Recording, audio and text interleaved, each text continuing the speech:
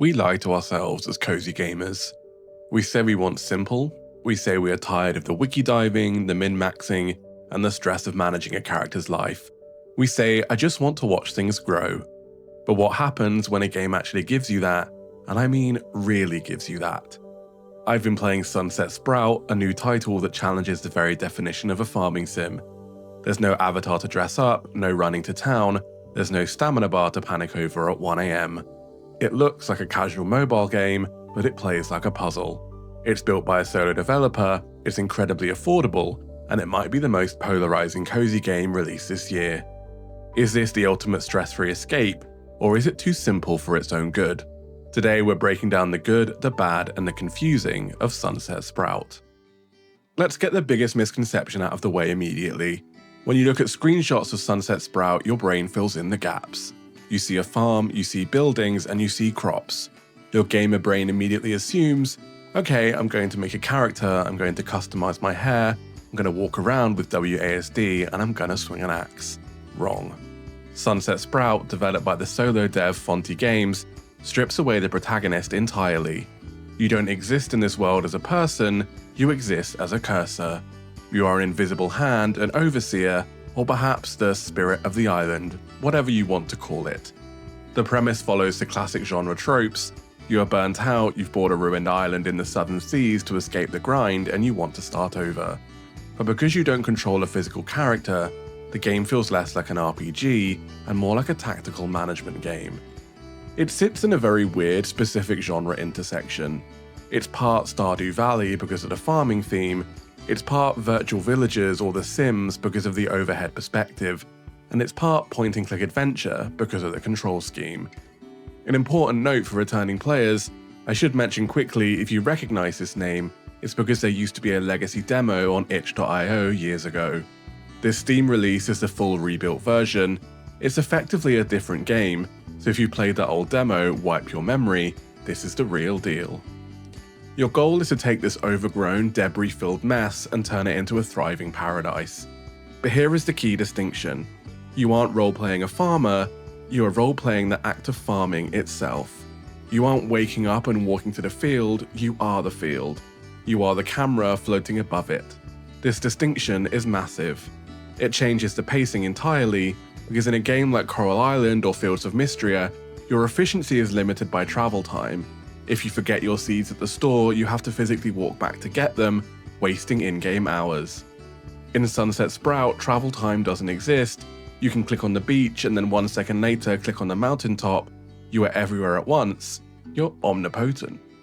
This design choice creates a level of detachment that is actually quite refreshing.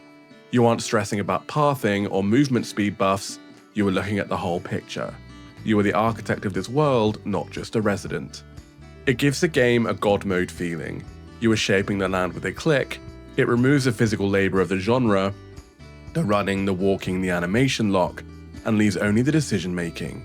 For some this will feel like something is missing, for others, specifically those of us with limited gaming time, it feels like the game has cut out the commute and just let us do the work. So if you aren't managing a stamina bar and you aren't running home before 2 AM to avoid passing out, what is stopping you? What's the challenge? Is it just an idle clicker? Not exactly. The gameplay loop in Sunset Sprout is driven purely by resource management logistics. Specifically, your limitations are defined by water and materials. In most farming games, stamina is the currency of action. In Sunset Sprout, water is the currency of growth. You click to till the soil, you click to plant the seed, but the moment you water that crop, you are spending your most precious resource. You can't just spam water endlessly, you have to manage your supply. This creates a rhythm to your day that replaces the traditional stamina bar. You aren't getting tired, you are just running dry. You have to upgrade your water capacity, find wells, or wait for rain. It turns the act of watering from a chore into a strategic decision. Do I water the high-value pumpkins, or do I save the water to keep the fast-growing wheat alive? Aside from farming, the core loop revolves around what I call the fix-it chain. Step 1 is gathering, you click on the environment to clear debris. This is the most satisfying part of the early game.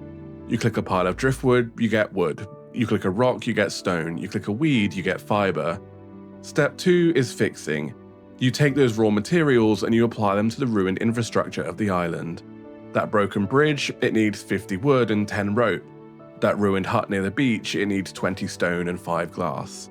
Step 3 is unlocking. Fixing things isn't just cosmetic, it's how you expand the map. Repairing a bridge might unlock a new foraging area, repairing a dock might invite a merchant to visit. Step 4 is delivering. As you fix up the island, NPCs will move, but since you can't talk to them in a traditional dialogue tree sense, you interact with them through requests. The NPCs act as quest boards. I need 5 tomatoes, or I need 10 hardwood. Fulfilling these requests is what progresses the narrative and unlocks new recipes. It's a very tight linear loop. Gather, craft, fix, deliver. There is no combat, there is no losing, and you can't die. Your crops won't wither and die if you ignore them for a day. It is purely about optimization. How efficiently can you gather resources to fix that bridge? Which crops should you plan to fulfill the neighbor's requests next week? I want to highlight the tactile nature of this, because it's point and click, every action feels deliberate. You aren't mindlessly holding a button down, you are selecting, dragging, and dropping. If you want to feed an animal, you drag the food to the animal. If you want to paint a fence, you drag the brush to the fence. It reminds me of those high-quality Flash games from the mid-2000s, or a polished tablet game. It's simple on the surface, but satisfyingly clicky to play. However, this simplicity can be deceptive. As you progress, the crafting recipes get more complex. You aren't just using wood, you're turning wood into planks, planks into frames, frames into houses. The complexity comes from the supply chain, not the inputs.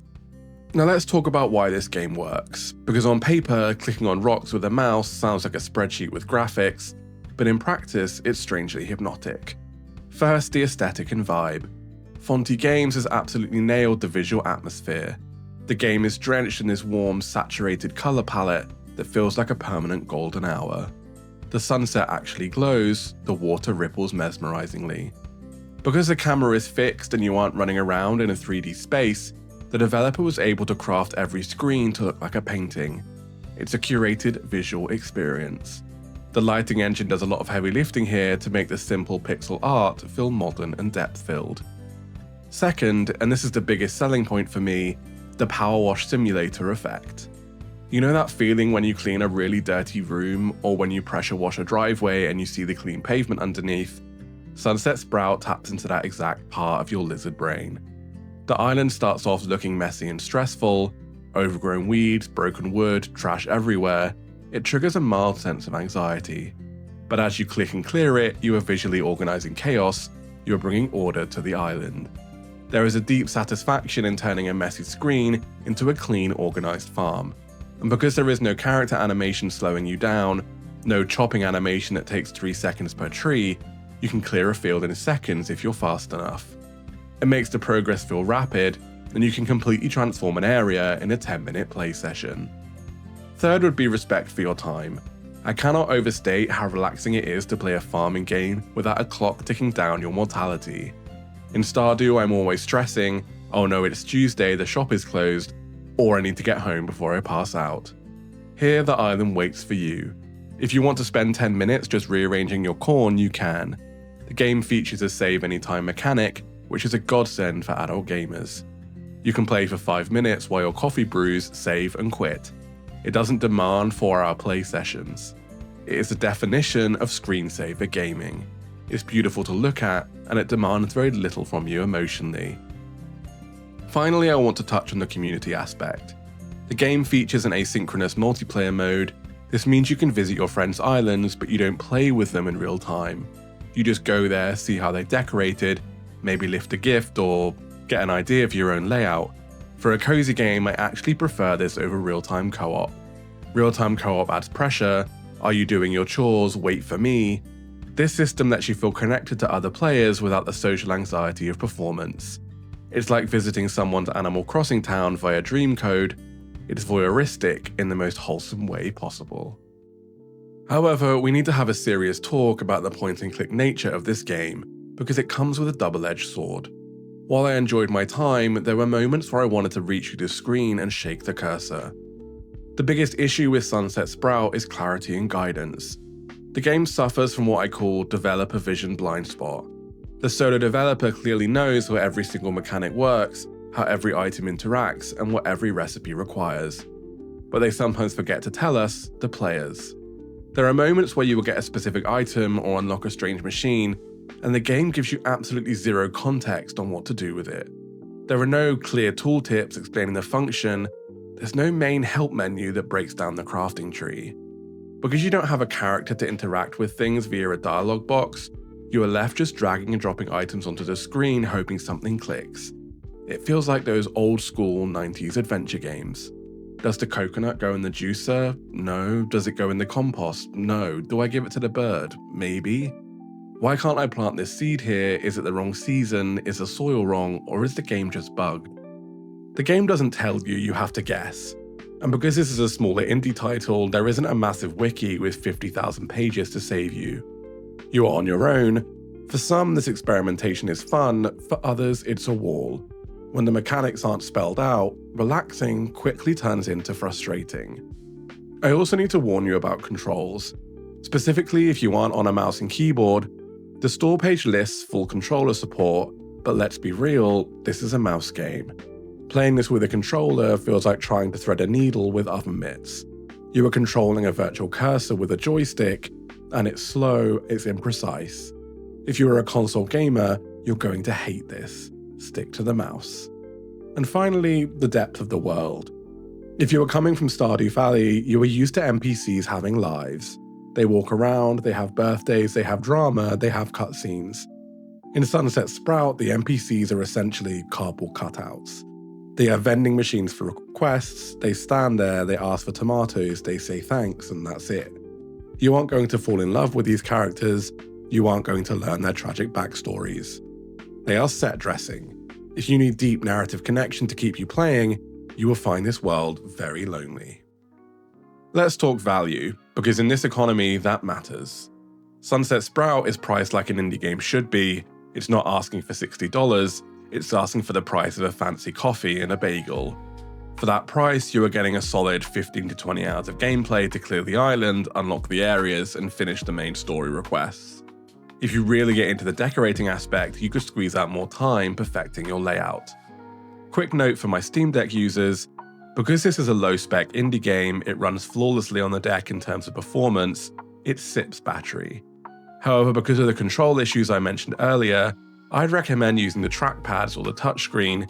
If you treat it like a tablet game, it feels great. If you try to play it like an Xbox game, you'll have a bad time. But let's be honest about replayability. This is a linear puzzle disguised as a sandbox.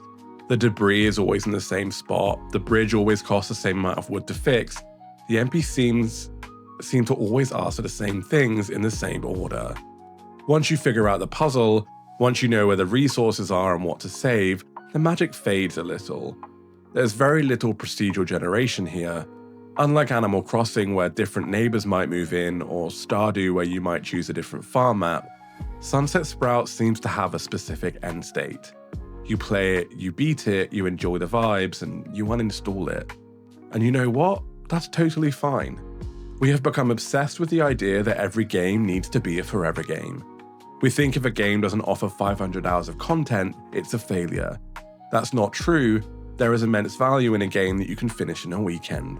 It's a palate cleanser, a short, sweet vacation. You go to the island, you fix it up, you feel good about yourself, and you go home.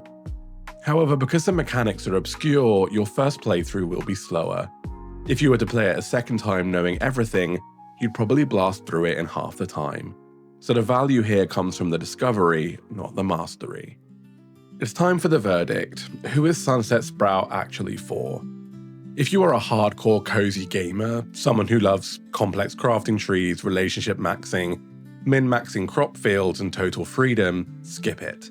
You'll be bored by the simplicity, you'll be frustrated by the lack of direct control, and you will hate that you can't marry the neighbors. This game is too shallow for you. If you are on the fence or the idea of point and click scares you, wishlist it. Wait for a sale, and more importantly, wait for the community to write a guide so you don't get stuck on the vague mechanics. Let the early adopters figure out the confusing recipes first. But if you're looking for a game to play with one hand while you sip your morning coffee, If you want the satisfaction of cleaning up a mess without the physical labor, and if you miss the era of point-and-click adventure games, and if you want to support a solo developer who has poured their heart into making a world that is genuinely beautiful, then Sunset Sprout is worth it. It's a unique, quiet little gem in a sea of loud, complex farming sims. It asks you to slow down, point, and click. And sometimes in a world that is constantly screaming for our attention, that quiet simplicity is exactly what we need. But I'm curious, does the idea of no character movement sound relaxing to you, or does it sound boring? Let me know in the comments down below, I read every single one. Thanks for watching, stay cozy, and I'll see you in the next review.